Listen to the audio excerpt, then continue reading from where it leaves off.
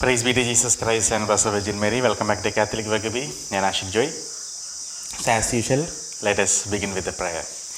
Pater noster, qui es in caelis, sanctificetur nomen tuum, adveniat regnum tuum, fiat voluntas tua, sicut in cielo et in terra panem nostrum quotidianum de nobis hodie, et dimitte nobis debita nostra, sic et nos dimittimus debitoribus nostris. Et ne nos indicas in tentationem, sed libera nos a malo. Amen. കഴിഞ്ഞ വീഡിയോയിൽ എനിക്ക് ലഭിച്ച ചില പ്രസക്തമായിട്ടുള്ള ചില കമൻറ്റുകൾക്കുള്ള മറുപടിയാണ് ഞാൻ പറയാൻ ആഗ്രഹിക്കുന്നത്. മോളി ചേച്ചി പറയുന്നത് ഇതാണ്: കേരളത്തിലെ പ്രശസ്ത ധ്യാന കേന്ദ്രത്തിലെ ഒരു അസിസ്റ്റൻ്റ് ധ്യാന ഗുരു മുട്ടിന്മേൽ നിന്ന് കുർബാന സ്വീകരിച്ചപ്പോൾ പോലീസുകാർ ചെയ്യുന്നത് പോലെ മുട്ടിന്മേൽ നിന്ന് എഴുന്നേൽപ്പിച്ചിട്ട് കുർബാന തന്നു. ഇതാണ് അവസ്ഥ. പിന്നെ സാധാരണ വൈദികരുടെ കാര്യം പറയണോ? എനിക്ക് മനസ്സിലാവുന്നില്ല.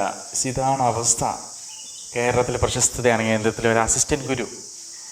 അസിസ്റ്റൻ്റ് എന്ന് പറയുമ്പോൾ സ്വാഭാവികമായിട്ടും ചെറുപ്പക്കാരാവാൻ സാധ്യത. എന്തുകൊണ്ടാണ്? നല്ല പ്രായമുള്ള വൈദികർക്ക് ആത്മീയമായിട്ടുള്ള കാര്യങ്ങൾ നല്ല ബോധ്യവും ഇപ്പോഴത്തെ ന്യൂ ജനറേഷൻ വൈദികർക്ക് ഇങ്ങനെയൊരു അവസ്ഥയും വരുന്നതിൻ്റെ കാരണം ഇത് തന്നെയാണ്, ഫോർമേഷൻ.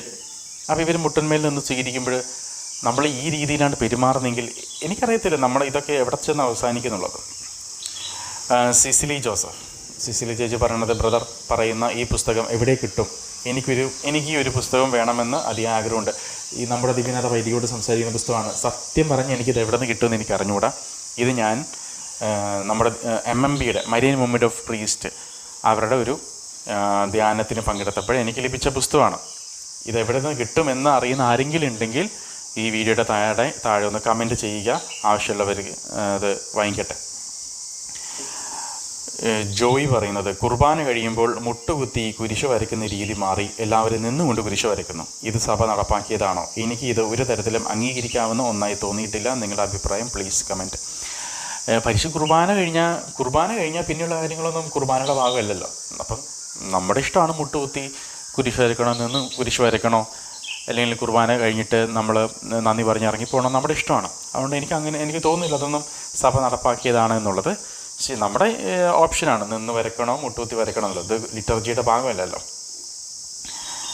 മാത്യുക്കുട്ടി വർഗീസ്, ഞാനും കേട്ടു ഒരു തിയോളജിക്കൽ ക്ലാസ്സിൽ ഒരു വൈദികൻ പഠിപ്പിക്കുകയാണ് ചെങ്കടൽ വിഭജിച്ചത് വേറൊക്കെ കാരണമാണെന്ന്.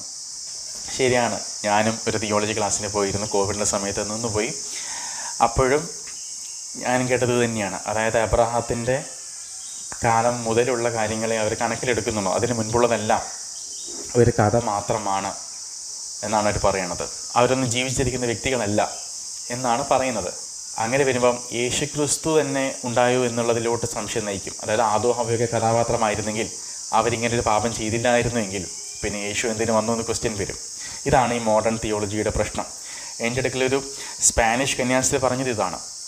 അതായത് അവരുടെ 2-3 കന്യാസ്ത്രീകൾ തിയോളജി ക്ലാസ്സിന് പോയിട്ട് തിരുവസ്ത്രം തന്നെ അവർ ഉപേക്ഷിച്ച് വിശ്വാസം തന്നെ ഉപേക്ഷിച്ചു, തിരുവസ്ത്രം ഉപേക്ഷിച്ചു, കാത്തലിക് ഫെയ്ത്ത് തന്നെ അവർ ഉപേക്ഷിച്ചു എന്ന് പറഞ്ഞു.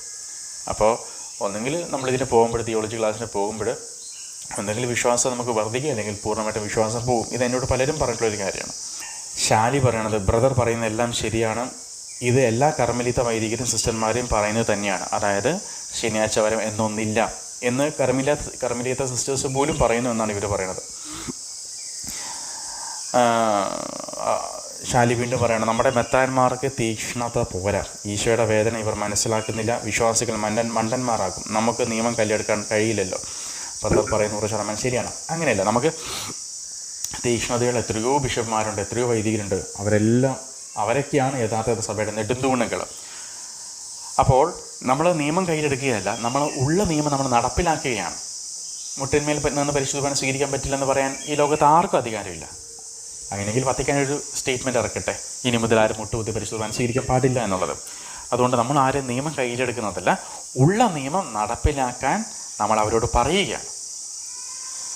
ഹീലിംഗ് ടച്ച് അദ്ദേഹം പറയണത്, ഒരു സെമിനാരിയൻ എന്നോട് പറഞ്ഞത്, സെമിനാരിയിൽ പഠിപ്പിക്കുന്ന തത്വശാസ്ത്രം പഠിച്ചു കഴിഞ്ഞ് പുറത്തിറങ്ങിയാൽ ഒരുമാതിരിപ്പെട്ടവർക്ക് നിരീശ്വരവാദിയാവാൻ ചാൻസ് ഉണ്ടെന്നാണ്. തുറന്ന് എന്നോട് സംസാരിക്കുന്ന പ്രായമുള്ള ഒരു വൈദികൻ പറഞ്ഞത്, ഭൂരിപക്ഷം വൈദികരെക്കാൾ എത്രയോ വിശുദ്ധിയിലും വിശ്വാസ തീക്ഷ്ണതയിലും ജീവിക്കുന്നത് അൽമായരാണ് എന്നാണ്. സത്യമാണ്. എൻ്റെ അനുഭവം ഞാൻ പറഞ്ഞിട്ടുണ്ടായിരുന്നു. അവരും പറഞ്ഞത് ഇതേ കാര്യം തന്നെയാണ്. 6 വർഷം അവർ പഠിച്ചു കഴിയുമ്പോൾ വിശ്വാസം പോകും. പക്ഷേ അതിന് ഏറ്റവും ബെസ്റ്റ് എക്സാമ്പിളാണ് ഫാദർ സേവർക്കാൻ അച്ഛൻ, ഫാദർ ഡാനിയൽ അച്ഛൻ തന്നെ പറഞ്ഞിട്ടുണ്ടായിരുന്നു, അച്ഛൻ യേശു ഏകരക്ഷകനല്ല എന്ന് വാദിച്ച് തർക്കിച്ച് സെമിനാരിയിൽ അച്ഛൻ പറഞ്ഞിട്ടുണ്ടായിരുന്നുവെന്ന്. അതായത് ഈ സെമിനാരി പഠിക്കുന്ന സമയത്താണ് പറയണത് യേശു ഏകരക്ഷകനല്ല എന്ന്. പിന്നീട് അച്ഛനൊരു ദൈവാനുഭവത്തിലൂടെയാണ് അച്ഛൻ ഈശോ അറിഞ്ഞത്. പിന്നീട് അച്ഛനൊരു ദൈവാനുഭവം ഉണ്ടായപ്പോഴാണ് അച്ഛൻ യേശു ഏകരക്ഷകനാണ് ധീരതയോട് പ്രഘോഷിക്കാൻ തുടങ്ങിയത്. അപ്പോൾ സത്യത്തിൽ എന്തോ പ്രോബ്ലം ഇല്ലേ നമ്മുടെ സെമിനാരി പഠനങ്ങൾക്ക്? എല്ലായിടത്തുള്ള കാര്യമല്ല ഞാൻ പറയണത്, എനിക്ക് അറിഞ്ഞുകൂടാ എവിടെയൊക്കെ സെമിനാരികളുള്ളതെന്നുള്ളത്. എന്നോട് പങ്കുവെച്ചിട്ടുള്ളതും നമ്മുടെ കമൻറ്റ് ബോക്സിൽ നിന്ന് നമുക്കറിയാം ഇതൊക്കെ പലരുടെ അനുഭവങ്ങളാണെന്നുള്ളത്. നീന ചേച്ചി എല്ലാ വീട് താഴെ വന്ന് കമൻ്റ് ഇടും. സഭയെ നിന്ദിച്ചുകൊണ്ട് കമൻ്റ് ഇടും, മാതാവിനെ നിന്ദിച്ചുകൊണ്ട് കമൻ്റ് ഇടും, മാർപ്പാപ്പയെ നിന്ദിച്ചുകൊണ്ട് കമൻ്റ് ഇടും. നമുക്ക് പ്രാർത്ഥിക്കാമെന്നല്ലാതെ എന്താ പറയുക, നീന ചേച്ചി പറയുന്നത് പാപ്പയും കൊള്ളാം മാതാവും കൊള്ളാം, അപ്പോൾ മാതാവിന് റെസ്റ്റ് ഇല്ലാത്ത ജോലിയാണല്ലേ കിട്ടിയിരിക്കുന്നത്. തീർച്ചയായിട്ടും മാതാവിന് ഈശോയുടെ 2ാം വരെ റെസ്റ്റ് ഇല്ലാത്ത ജോലിയാണ്. അന്ന് ഈശോയുടെ കുരിശു മരണത്തിൻ്റെ സമയത്ത് പെന്തക്കോസ്ത നാളിൽ അന്ന് സഭയെ നയിക്കാൻ തുടങ്ങിയ മാതാവ് ഇന്നും സഭയെ നയിക്കുന്നു. ഇന്ന് മാതാവ് പ്രത്യക്ഷപ്പെട്ട് പല സ്ഥലങ്ങളിൽ സഭയെ നയിച്ചുകൊണ്ടിരിക്കുന്നു. അതുകൊണ്ട് റെസ്റ്റ് ഇല്ലാത്ത ജോലി തന്നെയാണ്. അത് നല്ല അമ്മ സ്വന്തം മക്കളോട് ചെയ്യുന്ന കാര്യമാണ്. നീന ചേച്ചിക്ക് വേണ്ടി പ്രാർത്ഥിക്കുന്നു കേട്ടോ. ഗർഭന്താൽ മുന്നറിയിപ്പ് കഴിഞ്ഞാൽ നിങ്ങൾ ഉറപ്പായിട്ടും കത്തോലിക്ക സഭയിലോട്ട് വരും. നിങ്ങളിത് എഴുതിയെടുത്തോ. ബേബി പറയണത്, most of them considering priesthood is only A profession. സത്യമാണ്. ഇതൊരു കരിയർ മാത്രമായിട്ട് എടുക്കുമ്പോഴാണ് നമുക്ക് കുമ്പസാരക്കൂട്ടിൽ 1/2 മണിക്കൂർ മുമ്പെങ്കിലും കുർബാനയ്ക്ക് മുമ്പ് ഇരിക്കാൻ പറ്റാത്തത്. എനിക്കറിയുന്ന പലരും ഉണ്ട് കുമ്പസാരിക്കാൻ അച്ഛൻ അങ്ങോട്ട് പോയിട്ട് വിളിക്കാൻ മടിയുള്ളവർ. കാരണം സാക്രിസ്റ്റി പോകണം, ഇത്രയും ആൾക്കാരെ കാണും, അച്ഛനെ വിളിച്ചിങ്ങനെ കൊണ്ടുവരണം. അപ്പോൾ ആൾക്കാർ നമ്മുടെ മലയാളികളാണല്ലോ ഇങ്ങനെ നോക്കിക്കൊണ്ടിരിക്കും ഒരാൾ കുമ്പസാരിക്കുമ്പോൾ. എന്നാൽ 1/2 മണിക്കൂർ മുമ്പെങ്കിലും കുർബാനയ്ക്ക് മുമ്പ് കുമ്പസാരക്കൂട്ടിൽ അച്ഛൻ ഇരിക്കുന്നത് കണ്ടാൽ, അങ്ങനെ ഒരു ശീലം നമ്മുടെ ഇടവകയിൽ തുടങ്ങിക്കഴിഞ്ഞാൽ ആൾക്കാർ ചിന്തിക്കും, ഓക്കെ നാളെയും അച്ഛൻ ഇരിക്കും, അതുകൊണ്ട് ഇന്ന് ഞാൻ പ്രിപ്പയർഡായിട്ട് പോവാം. അപ്പോൾ എല്ലാ ദിവസവും ഇതൊരു ശീലമാക്കി മാറ്റിക്കഴിഞ്ഞാൽ നമുക്കൊരു ഓക്കെ ഈ ഇടവകയിൽ 1/2 മണിക്കൂർ മുമ്പ് അച്ഛൻ കുമ്പസാരിക്കാൻ ഇരിക്കും എന്നൊരു ഉറപ്പുണ്ടാകുമ്പോൾ ഒരു 3-4 പേർക്കെങ്കിലും കുമ്പസാരിക്കാമല്ലോ. കുർബാന കഴിഞ്ഞ് ഒരു 1/2 മണിക്കൂർ ഇരിക്കും. പാത്രപ്പയൊക്കെ മണിക്കൂറുകൾ കുമ്പസാരക്കൂട്ട് തന്നെയായിരുന്നു. മണിക്കൂറുകൾ പിടിച്ച് വലിക്കണം, അച്ഛൻ ഭക്ഷണം കഴിക്കാൻ വാന്ന് പറയണം. അതുകൊണ്ട് ആണ് ഇതൊക്കെ നമുക്ക് ശരിയാണെന്ന് തോന്നുന്നത്. Most of them considering priesthood is only profession ആകുമ്പോൾ എന്താ, ഓക്കെ കുർബാന കഴിഞ്ഞ് എൻ്റെ ജോലി കഴിഞ്ഞ് ഇനി എൻ്റേതായ രീതിയിലുള്ള ജോലികളാണ്. ഉച്ചയ്ക്ക് കിടന്നുറങ്ങണം, വൈകുന്നേരം ഈവനിങ് വാക്കിന് പോകണം, തിരിച്ച് രാത്രി കിടന്നുറങ്ങണം, നാളെ കുർബാനയ്ക്ക്. അപ്പോൾ പ്രൊഫഷൻ ആകുമ്പോൾ അങ്ങനെയാണ്, വരിക പഠിപ്പിക്കുക, സാലറി വാങ്ങിക്കുക, പോവാം. പക്ഷേ priesthood is not a profession. Meera V Thomas പറയുന്നത്, എൻ്റെ ഒരു ഫ്രണ്ട് കഴിഞ്ഞ ദിവസം വിശുദ്ധ കുർബാന നാവിൽ സ്വീകരിക്കാൻ കൈകൂപ്പി നിന്നപ്പോൾ ഒരു സിസ്റ്റർ ദേശത്തോടെ ആ കൈ തട്ടിയിട്ട് കൈകളിൽ സ്വീകരിക്കാൻ ആയിട്ട് ആംഗ്യം കാണിച്ചു. എൻ്റെ ഫ്രണ്ട് ഒരുപാട് വേദനയോടെയാണ് അത് പറഞ്ഞത്. See this is the reality. How you are behaving toward the laity. നിങ്ങൾ എത്ര മോശമായ രീതിയിലാണ് ആത്മാരോട് പെരുമാറുന്നത്. ഒരു സന്യാസി, ഒരു വൈദികൻ കൈ തട്ടിയിട്ടൊക്കെ ഇത്രയും ദേഷ്യത്തോടെ ചെയ്യാൻ ആരാണ് നിങ്ങൾക്ക് അധികാരം തന്നിട്ടുള്ളത്? ഈശോ പോലും ഇങ്ങനെ ചെയ്യുമോ? അതും നാവ് നീട്ടിയിട്ട് ഭയഭക്തിയോട് പരിശുദ്ധ കുർബാന സ്വീകരിക്കാൻ സഭ അനുമതി നൽകിയിരിക്കുമ്പോൾ കൈ തട്ടിയിട്ട് കുർബാന സ്വീകരിക്കാൻ പറയും നിങ്ങൾ ആരാണ്? ഇങ്ങനെയൊക്കെ പറയുമ്പോൾ സത്യം എനിക്ക് ദേഷ്യം വരും. ആൽവിൻ പറയണത്, ഞാൻ പോളണ്ടിലാണ്. ഇവിടെ പള്ളിയിൽ എല്ലാവരും ഓസ്തി സ്വീകരിക്കുന്നത് അൾത്താരയുടെ മുൻപിൽ നിരയായി മുട്ടുകുത്തിയാണ്. ഇതാണ് പോളണ്ടിലെ പിള്ളേർ. എന്തുകൊണ്ട് അവിടെ ട്രഡീഷണൽ കാത്തലിക്സ് ആണ്. ഇപ്പോഴും ട്രഡീഷണൽ ലാറ്റിൻ മാസ് പോളണ്ടിലുണ്ട്. അതുകൊണ്ട് തന്നെ പിള്ളേർക്കും റോട്ടിൽ മുട്ടുകുത്തി ജപമാല ചെല്ലാൻ ഒരു മടിയില്ല. അതുകൊണ്ട് ഇതേ പിള്ളേർക്ക് ഈ ഗർഭചിത്രം നടത്തുന്ന ക്ലിനിക്കിന് മുൻപിൽ പോയിട്ട് മുട്ടുകുത്തി പ്രാർത്ഥിക്കാൻ അവർക്ക് ഒരു മടിയില്ല. ധീരന്മാരാണ്, പോരാളികളാണ്. കണ്ടോ, എല്ലാവരും പള്ളിയിൽ ആരെങ്കിലുമൊക്കെ അല്ല, ആ പള്ളിയിൽ എല്ലാവരും നിരയായി നിന്ന് മുട്ടുകുത്തി. അതായത് ഓൾട്ടർ റെയിൽസ് ഉണ്ട് നമ്മുടെ പള്ളിയിലൊക്കെ. ഓൾട്ടർ റെയിൽസ് അപ്രത്യക്ഷമായിട്ട് കാലങ്ങളായി. ഓൾട്ടർ റെയിൽസിൽ അവർ മുട്ടുകുത്തുന്നു. വൈദികൻ ഇത്രയും പേർക്ക് കുർബാന കൊടുക്കുന്നു. അതായത് ഇങ്ങനെ തിരുവോസ്തി ഇങ്ങനെ കൊടുത്ത് വരും. പിന്നെ വീണ്ടും വൈദികൻ ഇങ്ങനെ ഇപ്പുറത്തെ സൈഡോട്ട് വരണം, പിന്നെയും തിരുവോസ്തി കൊടുക്കണം, പിന്നെയും ഇങ്ങനെ വരണം. എത്ര ബുദ്ധിമുട്ടാണ്. എന്നിട്ട് അദ്ദേഹം ചെയ്യുന്നത് കണ്ടില്ലേ ആ വൈദികർ. അതൊക്കെ അങ്ങനെയുള്ള വൈദികരാണ് നമ്മുടെ സഭയെ ആക്ച്വലി വിശ്വാസത്തിൽ നയിക്കുന്നത്. ഹീറ്റ് വേവ് പറയുന്നത്, you are absolutely right brother. I live in Australia. My parish priest bought a kneeler for the faithful to receive the holy communion. He's a young traditional Catholic priest. കണ്ടോ, സാക്ഷ്യങ്ങൾ നിങ്ങൾ കേൾക്ക്. ഇവർ പറയണത് അവർ ഓസ്ട്രേലിയയിലാണ് താമസിക്കേണ്ടത്. അവിടെ വളരെ ചെറുപ്പക്കാരനായിട്ടുള്ള traditional ആയിട്ടുള്ള കാത്തലിക് വൈദികൻ പരിശുദ്ധ കുർബാന മുട്ടുകുത്തി സ്വീകരിക്കാൻ നീലയുടെ മുമ്പിൽ വെച്ചിരിക്കുകയാണ്. ആവശ്യമുള്ളവർ മുട്ടുകുത്തി കുർബാന സ്വീകരിക്കട്ടെ എന്ന് വിചാരിച്ചിട്ട്. He encourages people to kneel and receive holy communion tongue. ആ വൈദികൻ ആൾക്കാരെ പ്രോത്സാഹിപ്പിക്കണം, മക്കളെ മുട്ടുകുത്തി നിങ്ങൾ നാവിൽ സ്വീകരിക്കുന്നത്. Feel lot of respect and thankful to almighty father. He also do first Friday adoration. കണ്ടോ, ആദ്യ വെള്ളി ആരാധന നടത്തുന്നു അച്ഛൻ. ഫസ്റ്റ് സാറ്റർഡേ ഡിവോഷൻ, ആദ്യ ശനി ഡിവോഷൻ നടത്തുന്നു. 20,000 പാരിഷണേഴ്സ് ആൻഡ് ഓൺലി 1 പ്രീസ്റ്റ്. 20,000 വിശ്വാസികൾ ഒരു വൈദികനും. വൈദിക, നിങ്ങളെ ഓർത്ത് അഭിമാനിക്കുന്ന സ്വർഗം. 20,000 വിശ്വാസികളെ വിശ്വാസത്തിലൂടെ നയിക്കുന്നൊരു വൈദികൻ. Many ministers in our parish. When I come to Kerala, I have seen priests is just throwing Holy Communion in hands with no respect and the people all standing and receiving in hands. പരിശുദ്ധവാൻ എറിഞ്ഞു കൊടുക്കുന്ന രീതിയാണ് പറഞ്ഞത്. സത്യമാണ്, ഞാൻ കണ്ടിട്ടുള്ളതാണ്. പരിശുദ്ധവാൻ അതെ തിരുവസ്തു ഇങ്ങനെ എടുക്കും, 2 എണ്ണം. ഒന്ന് നിനക്ക്, ഒന്ന് നിനക്ക്, 2 എണ്ണം. ഒന്ന് നിനക്ക്, ഒന്ന് നിനക്ക്, 2 എണ്ണം. ഒന്ന് നിനക്ക്, ഒന്ന് നിനക്ക്. എന്നിട്ട് നിങ്ങൾ പറയുന്നു പിള്ളേരെ ലവ് ജിഹാദ് പെട്ടു പോവാണ്. ലവ് ജിഹാദ് പെട്ടു പോയേ പറ്റൂ ഇങ്ങനെയാണെങ്കിൽ. ഇത് കാണുമ്പം ഏത് കുട്ടിയെ വിശ്വസിക്കുക ഇതിൽ ഈശോ ഉണ്ടെന്നുള്ളത്? ആര് വിശ്വസിക്കും ഇങ്ങനെ എറിഞ്ഞു കൊടുക്കുമ്പോൾ? ഞാൻ കണ്ടിട്ടുള്ള കാര്യമാണ്. നിങ്ങളുടെ എൻ്റെ ഫോൺ വിളിച്ച് ചോദിക്കാൻ ഞാൻ പറഞ്ഞുതരാം ആരാന്നുള്ളത്. Only very few I saw receiving in tongues. അൽമാരെ പറഞ്ഞിട്ട് കാര്യമില്ല. I notice not even 1 priest wearing scapular whom I met last few years. ഉത്തിരി ധരിച്ചിട്ടുള്ള ഒരു വൈദികരെ പോലും ഈ അടുത്ത കാലത്ത് അവർ കണ്ടിട്ടില്ല എന്ന് പറയുന്നു. My parish priest in Kerala, my mother went and given 1 scapular for him. He said he feels itchy and he don't want. ഇവരുടെ അമ്മ ഒരു വൈദികന് സ്കാപ്പുലർ കൊടുത്തു. അപ്പോൾ അദ്ദേഹം പറഞ്ഞത് ഇത് ചോദിച്ചില്ല, എനിക്ക് വേണ്ടെന്ന്. ഞാനെന്താ പറയേണ്ടത്? വിശുദ്ധ ഡോൺ ബോസ്കോയും എത്രയോ മാർപ്പാപ്പമാരടക്കം ധരിച്ചിരുന്ന ഉത്തിരിയം. അതായത് സ്വർഗത്തിൽ പോകണമെന്ന് ആഗ്രഹമുള്ളവൻ മരിക്കേണ്ടി വന്നാലും ഉത്തിരിയം ധരിച്ചിട്ടേ മരിക്കത്തുള്ളൂ.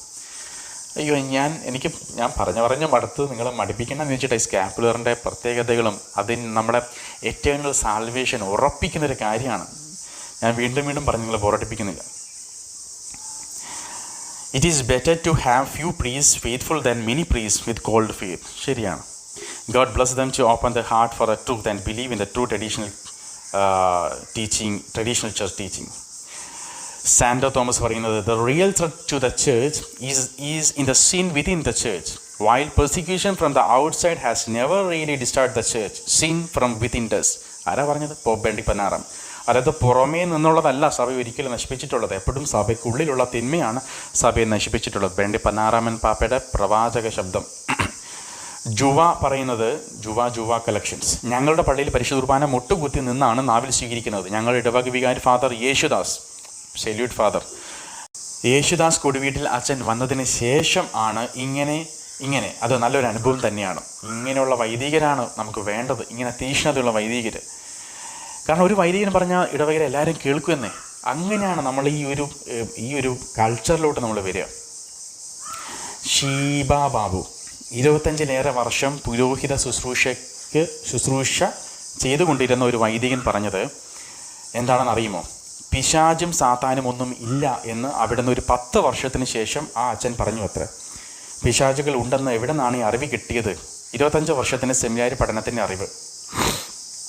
ഈ സെമിനാരി പഠനം അടിമുടി മാറ്റണമെന്ന് അനുഗ്രഹീത പ്രഘോഷകൻ സന്തോഷ് ബ്രദർ എത്രയോ മുന്നേ പറഞ്ഞിരുന്നു. ഒരു ഇടവകയിൽ നിന്ന് ഒരു വൈദികൻ യൂത്ത് പിള്ളേർക്ക് ക്ലാസ് എടുക്കാൻ വന്നു. യൂത്ത് പിള്ളേർക്ക് ക്ലാസ് എടുക്കാൻ വരുന്ന അച്ഛന്മാരുടെ പ്രായം അറിയാമല്ലോ, ചെറുപ്പം. ആ അച്ഛൻ ആ പിള്ളേർക്ക് പറഞ്ഞു കൊടുത്തത് എന്താണെന്ന് അറിയാമോ? നിങ്ങൾ അമ്പലത്തിലെ പൂജാ വസ്തുക്കളോ നേർച്ചകളോ കഴിച്ചതുകൊണ്ട് ഒരു കുഴപ്പവുമില്ലെന്ന്. അതിൽ ഒരു പെൺകുട്ടിയെ കണ്ടുമുട്ടാൻ ഇടയായി. ആ കുട്ടിയുടെ അവസ്ഥ കണ്ടാലുണ്ടല്ലോ സെമിനാരികൾ അടച്ചുപൂട്ടാൻ സമരം ചെയ്യാൻ തോന്നും. വേറൊരു വൈദികൻ വന്നിട്ട് ഞങ്ങൾ ഇടവകയിലെ യൂത്ത് പിള്ളേരുമായി എന്നും കറക്കമാണ്. കറങ്ങുന്നതെല്ലാം എവിടേക്കോ പൂരവും കാവടിയും ഒക്കെ ഉണ്ടോ അവിടേക്ക്. എന്ത് മാതൃകയും എന്ത് ജീവിതശൈലിയുമാണ് ഇവർ പഠിപ്പിച്ച് സ്വന്തമാക്കുന്നത്. സഭാധികാരികൾ ഇതൊക്കെ കേൾക്കണം. ഇതൊക്കെ എത്രയോ വിശ്വാസികൾ പറയാൻ ആഗ്രഹിക്കുന്ന കാര്യങ്ങളാണ്. ഇപ്പോഴത്തെ വൈദികർ അപ്പം ഇറങ്ങുന്ന സിനിമ വെള്ളിയാഴ്ച പോയിട്ട് കാണും. വെള്ളിയാഴ്ച ചിക്കനും മട്ടണും മാംസം എല്ലാം അടിച്ച് വീശും, എന്നിട്ട് കുർബാന വീട്ടർപ്പിക്കും. ഇതൊന്നും പറയാനുള്ള അധികാരം ഇല്ലെന്ന് ചോദിച്ചാൽ അധികാരമുണ്ട്. നമ്മൾ അൽമാർക്ക് ഇത് പറയാനുള്ള എല്ലാവിധ റൈറ്റ്സും ഉണ്ട്. നമ്മൾ അവർക്ക് വേണ്ടി പ്രാർത്ഥിക്കുന്നു. പറയേണ്ടത് തീർച്ചയായിട്ടും പറയുക തന്നെ നമ്മൾ വേണം. അത് actually we are helping them. ഒരച്ഛൻ തോന്നുന്ന സമയത്ത് രാത്രി മേടയിൽ കയറുന്നു, 10-12 മണിക്ക് കയറുമ്പോൾ അവിടുത്തെ കൈക്കാടന്മാർക്ക് ചോദിക്കാനുള്ള അധികാരമുണ്ട്. അച്ഛൻ എവിടെ പോയി എന്ന് ചോദിക്കാനുള്ള എല്ലാവിധ റൈറ്റും ഉണ്ട്. അത് ആ വൈദികനെ ഹെൽപ്പ് ചെയ്യുന്നതാണ്. വഴിതെറ്റിപ്പോകുന്നൊരു വൈദികനെ ഹെൽപ്പ് ചെയ്യുന്നതാണ്. അത് ചോദിക്കുക തന്നെ വേണം. അപ്പോൾ ഇവിടെ പറഞ്ഞിട്ടുള്ളത് ഇത് അമ്പലത്തിലെ പ്രസാദം. അല്ലെങ്കിൽ നിങ്ങളൊരു കാര്യം ചെയ്യണം. ഇനി ദയവേത് കേരളത്തിലെ 110 ധ്യാന കേന്ദ്രങ്ങളിൽ 1-ാം കൽപ്പനയിൽ നിന്ന് ഇത് ഒഴിവാക്കണം. പ്രസാദം കഴിക്കരുതെന്ന് എന്തിനാണ് ഡൊമിനിക് അച്ഛനും ഡാനിയൽ അച്ഛനും സീവർക്കൻ അച്ഛനൊക്കെ പറയണത്? സെയ്ഹുവിൽ നിന്നും ചന്ദനത്തിരി പോലും കത്തിക്കത്തില്ല. അല്ലെങ്കിൽ നിങ്ങൾ സീവർക്കൻ അച്ഛനെയും ഡൊമിനിക് അച്ഛനെയും ഡാനിയൽ അച്ഛനെയും ഒക്കെ പറഞ്ഞ് പഠിപ്പിക്കണം ഇത് തെറ്റാണ് എന്നുള്ളത്. നമുക്ക് ഇത് ബിഷപ്പന്മാരടക്കം ഞാൻ പറയുന്നത് കേട്ടിട്ടുണ്ട്. ഇത് കഴിച്ചത് ഒരു കുഴപ്പമില്ല, യോഗ എക്സസൈസ് അല്ലേ, ഒരു കുഴപ്പമില്ല എന്ന് പറയുന്ന ആൾക്കാരെ ഞാൻ കേട്ടിട്ടുണ്ട്. അല്ലെങ്കിൽ നിങ്ങൾ 1-ാം കൽപ്പനയിൽ ഇത് എടുത്ത് കളയണം. ഒരു ഒഫീഷ്യൽ സ്റ്റേറ്റ്മെൻറ്റ് KCBC ഇറക്കുക, പ്രസാദം കഴിച്ചാൽ കുഴപ്പമില്ല, ഹലാൽ ഫുഡ് കഴിച്ചാൽ കുഴപ്പമില്ല എന്ന്. അല്ലെങ്കിൽ കുടുംബത്തിൽ പ്രശ്നമാവും. കാരണം എൻ്റെ പപ്പയും അമ്മയൊക്കെ ധ്യാനം കൂടിയിട്ട് വരുന്നു, അവർ കേൾക്കുന്നു പ്രസാദം കഴിക്കരുത്. ഞാൻ ധ്യാനം കൂടാത്ത ഞാൻ പ്രസാദം കഴിക്കുന്നു, എൻ്റെ വീട്ടിൽ പ്രശ്നമാവും. അപ്പോൾ എൻ്റെ വീട്ടിൽ ദൈവം പ്രശ്നം ഉണ്ടാക്കരുത്. നിങ്ങൾ എന്ത് ചെയ്യണം? ഒരു ഉത്തരവ് ഇറക്കുക. ഇനി മുതൽ ധ്യാന ഗുരുക്കന്മാർ 1-ാം കൽപ്പനയിൽ പ്രസാദം കഴിക്കരുതെന്ന് പറയരുത്, നന്നായിട്ട് പ്രസാദം അടിച്ച് വീശാൻ വേണ്ടി പറയണമെന്നൊരു ഉത്തരവ് ഇറക്കണം. മേരിക്കുട്ടി ജോസഫ് പറയണം, ബ്രദറെ, എൻ്റെ കുഞ്ഞുനാളിൽ 50 വർഷം മുൻപ് അന്ത്യകുദാശയ്ക്ക് തിരുവോസ്തിയുമായി വൈദികൻ പോകുമ്പോൾ ഞങ്ങൾ നിൽക്കുന്നത് എവിടെയോ, മുറ്റത്തോ റോട്ടിലോ എവിടെയാണെങ്കിലും മുട്ടുകുത്തി കൈകൂപ്പി നിൽക്കും. അങ്ങനെയാണ് മാതാപിതാക്കൾ ചെയ്തിരുന്നതും. അപ്പം മേരിക്കുട്ടി ചേച്ചിയുടെ അമ്മ മാതാപിതാക്കൾ ഇങ്ങനെയാണ് ചെയ്തത്. അത് ചേച്ചിക്ക് കിട്ടി. ഇന്ന് ഇത് കേട്ടുകൊണ്ടിരിക്കുന്ന ഞാനടക്കം നമുക്ക് നാണക്കേടല്ലേ? റോട്ടിലൂടെ ദിവികാരനെ എഴുന്നള്ളിച്ച് പോകുമ്പോൾ നമ്മൾ ചിലപ്പോൾ അപ്രതീക്ഷിതമായിട്ട് അതിലേക്ക് കടന്നു പോയിരിക്കും. നമുക്ക് എത്ര പേർക്ക് ധൈര്യമുണ്ട് മുട്ടുകുത്തി പരമപരിശുദ്ധ ദിവികാരണത്തിന് എന്ന് പറയാൻ? നാണക്കേടാണ്. കാറ്റഗിസത്തിൻ്റെ കുഴപ്പമാണ്, വിശ്വാസം കൈമാറ്റം ചെയ്യപ്പെട്ടപ്പോൾ ഉണ്ടായിരുന്ന കുഴപ്പമാണ്. അന്നാമ കരിക്കാട്ടിൽ അവർ പറയണത് പ്രിൻസ് ആൻ്റണി പിതാവ് വചന പ്രഘോഷകനാണ്. പ്രിൻസ് ആൻ്റണി പിതാവ് ഞാൻ വളരെയധികം റെസ്പെക്ട് ചെയ്യുന്ന പിതാവാണ്. ഒരു ബിഷപ്പ് എങ്ങനെയായിരിക്കണം എന്ന് ഇദ്ദേഹത്തെ കണ്ടുപഠിക്കണം.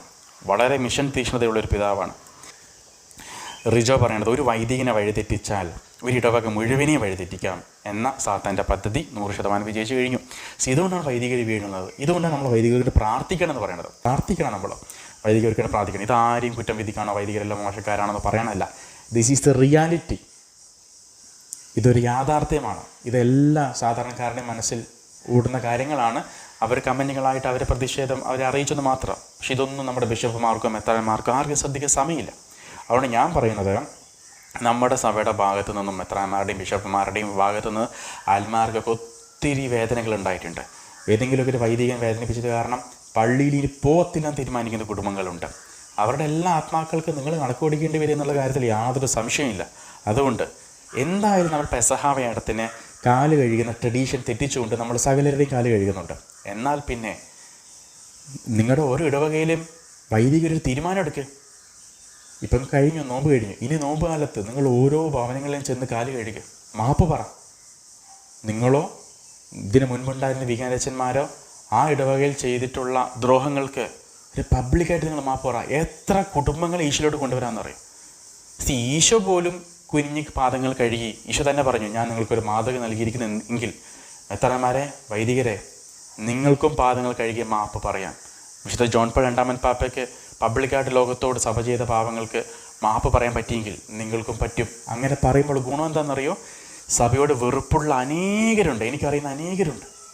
ഇവരെല്ലാവരും തിരിച്ചു വരുമെന്ന് മാത്രമല്ല, അവർ മറ്റുള്ളവർക്ക് പറയും ഇങ്ങനെയൊന്നല്ല വൈദികരെന്ന് പറയുന്നത് ഇങ്ങനെയാണെന്ന്. അവരുടെ കാഴ്ചപ്പാട് മൊത്തം മാറും.